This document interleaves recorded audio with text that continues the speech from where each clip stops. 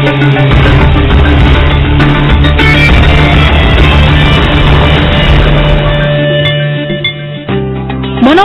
albus, nama latin dari belut air tawar, dikenal sebagai sumber energi dan protein yang cukup tinggi. Kandungan proteinnya setara dengan daging sapi, bahkan lebih tinggi dari telur. Hal inilah yang membuat permintaan belut cukup tinggi di pasaran, khususnya pasar luar negeri. Elvi Santosa, salah satu pembudidaya belut yang memfokuskan usahanya untuk pasar luar negeri.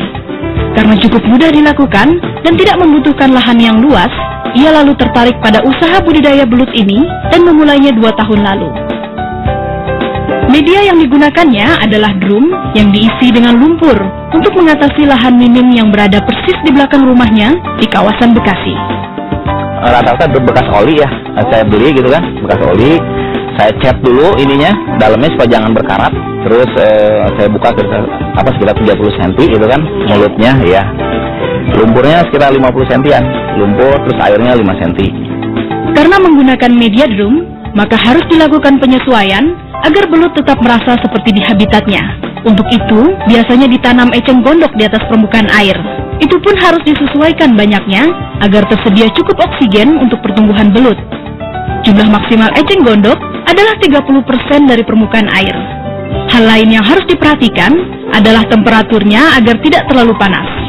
Agar belut tetap sehat, sirkulasi air yang cukup juga menjadi faktor penentu. Ciri-ciri belut yang bagus Pak, kualitasnya dan juga maksimal dalam pertumbuhan itu seperti apa sih Pak? Belut yang sehat kan belut yang lincah gitu nih Mbak nih kan. Betul. Dan kan kalau di alamnya kan berarti sakit ya. Dan badannya nggak boleh cacat ya, nggak boleh luka.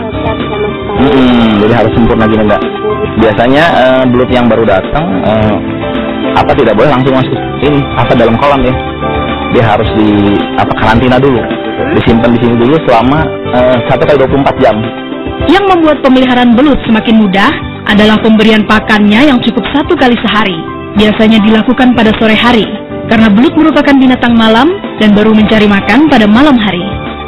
Rata-rata pakan tuh saya kasih ini bekicot ya, bekicot terus cacing sutra ya, keomas, kadang-kadang pelet Mbak, kurang lebih 5% dari bibit. 5% dari bibit. Jadi misalnya saya bibit 100 kilo, itu tiap hari saya harus 5 kilo, misalnya kayak 5 kilo bekicot atau 5 kilo kemas gitu. Sebagai kategori hewan hermaprodit, selama perubahan kelamin, belut akan menjadi kanibal. Itu sebabnya pemberian pakan tidak boleh terlambat, guna menghindari belut memakan sesama. Belut yang umum dikonsumsi adalah jenis belut sawah dan belut rawa.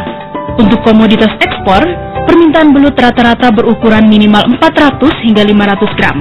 Berbeda dengan konsumsi lokal, yang biasanya justru menggemari belut dalam ukuran kecil. Belut yang udah siap panen itu umur yang berapa sih Kak? Buat ekspor ya, itu jadi yang 9 bulan ya. Oh yang 9 bulan. Yang ukurannya itu 1 kilo itu 2-3 ekor.